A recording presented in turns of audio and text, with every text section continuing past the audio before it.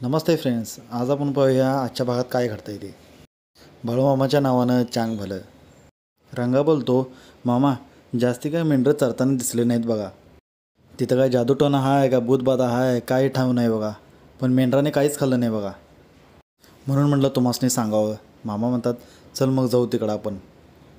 पुढे आपण पाहतो, मामा मेंढरांशी विचारू लागतात, का रे बाबांनो, गवत का नाही खाल्लं तुम्ही, पाणी का नाही पिलत, आणि झाले काय तुम्हासने, आणि तुम्ही उपाशी राहिलात तर चालायचं कसं हां. अरे पण चरला का नाहीत तुम्ही, मोरं गवत असून पण खात नाहीत, याला काय म्हणायचं. बापू विचारतो, मामा मेंढरं काय म्हणतात. मामा म्हणतात, अरे त्यासनी चारा खाया येईना, पाणी बी पिता येईना. मामा म्हणतात, रंगा भंडारा घेऊन ये पाठदेशीन. हे बघा पालापाचोळा ठेवा आणि पाणी बी ठेवा, बघू काय खातात पितात काय. बापू म्हणतो, होय मामा तुम्ही जाऊन बसा, आम्ही बघतो काय खाता पितात काय. पुढे आपण पाहतो, चंडाप्पा म्हणतो, दुर्गाप्पा कुठं आहे. सर्वजण शांत राहतात. म्या विचारतोय, दुर्गाप्पा कुठं आहे. चंडाप्पाची पत्नी म्हणते, असतील की तुम्ही सांगितलेली कामच करत असतील. चंडाप्पा म्हणतो, मला समजा ठाव आहे, ते आपली कामधंदा सोडून जाते तळ्यावरती मामाच्या. इथं माझीच माणसं माझ्या मागं नाही तर लोकांना सांगून काय करायचं आहे. हे बघा मला काय बी फरक पडत नाही, माझ्याशी खोटं बोलताय होय. चंडाप्पाची पत्नी म्हणते, अहो तुम्ही जाऊ देत नाही तळ्यावरती, त्यामुळे न सांगता गेले असतील बघा, दुसरं काय बी नाही. तू तर बोलूच नकोस, आता येऊ दे घरला, धावतो त्याला.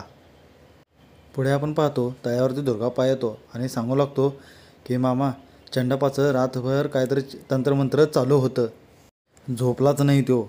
पहाट झाली तेव्हा तिथून उठला तो.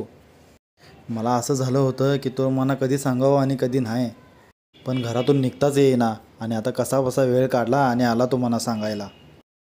मला रातच्यालाच चमकलं होतं की ह्यानं काम सुरू केलं आहे म्हणून.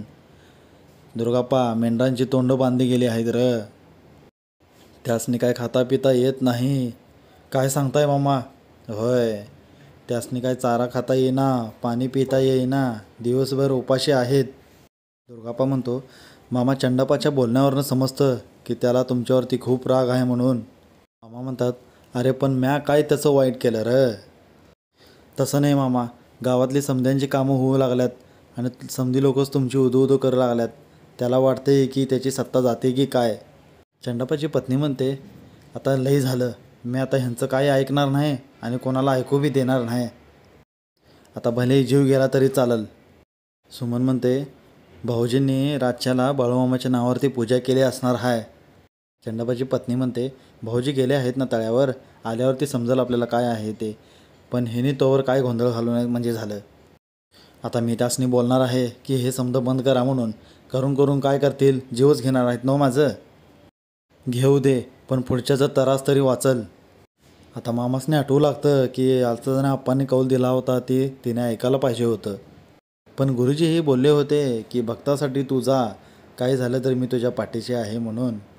पुढे आपण पाहतो, बापू येऊन मामासनी सांगतो की मामा मेंढरं पाण्यापुढं जातात पण काही पित नाहीत आणि खात नाहीत. मामा म्हणतात, म्हणजे तोंड बांधले आहेत त्यांची. मामा म्हणतात, तसं करून काय मेंढरं खाणार आहेत होय. बापू म्हणतो, मामा तुम्ही नुसतं होय म्हणा, जाऊन त्या चंडाप्पाला मारूनच देतो आम्ही. पुढे आपण पाहतो, दुर्गाप्पा मामासनी सांगतो की मी दादासनी समजा सांगन की माझी जमीन घे, माझं सर्व काही असेल ते घे, पण सगळं बंद कर बाबा हे. मामांचे सेवक म्हणतात, मामांना आम्हाला अजून काय सांगितलेलं नाही म्हणून अजून आम्ही गप्प आहे, नाहीतर जाऊन त्या चंडाप्पाला आत्ताच मारून आला असता आम्ही. पुढे पाहतो, दुर्गाप्पा घरी येतो आणि म्हणतो की तळ्यावरती काहीही समजा चांगलं नाही आहे बघा, सर्व लोक उपाशी बसलेले आहेत, मामासुद्धा उपाशी आहेत. हे चंडाप्पा ऐकून खूप खुश होतो आणि येऊन त्याला विचारतो, काय झालं रे बाबा, कसं काय आहे तळ्यावर, काय चाललंय. दुर्गाप्पा म्हणतो, समजा काय बरोबर नाही चाललेलं बघा, आणि समधी सगळी दुखात आहेत. चंडाप्पा म्हणतो, अरे पण झालं काय. मेंढरांची तोंडं बांधली गेली आहेत, त्यांना काय बी खाता पिता येत नाही. दुर्गाप्पा रडत रडत सांगतो, दादा मी आज पतूर तुला काय बी मागितलं नाही, पण आज एक मागतो की मेंढरांना बरं कर बाबा, वाचव दादा मामांच्या मेंढरांसने.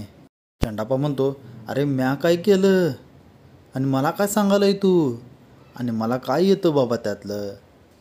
दादा मी कुठं काय म्हणलं तू काय केलं म्हणून, पण तुम्हाला त्यातलं काहीतरी समजत असेल ना मग. हे बघ मी हात जोडतो बाबा तुझ्या पुढं, पण काहीतरी कर बाबा. दादा मला काय बी बरोबर वाटेना बघ, समधी लोक उपाशी आहेत तिथं, मामा बी काय खाल्लेलं नाही अजून.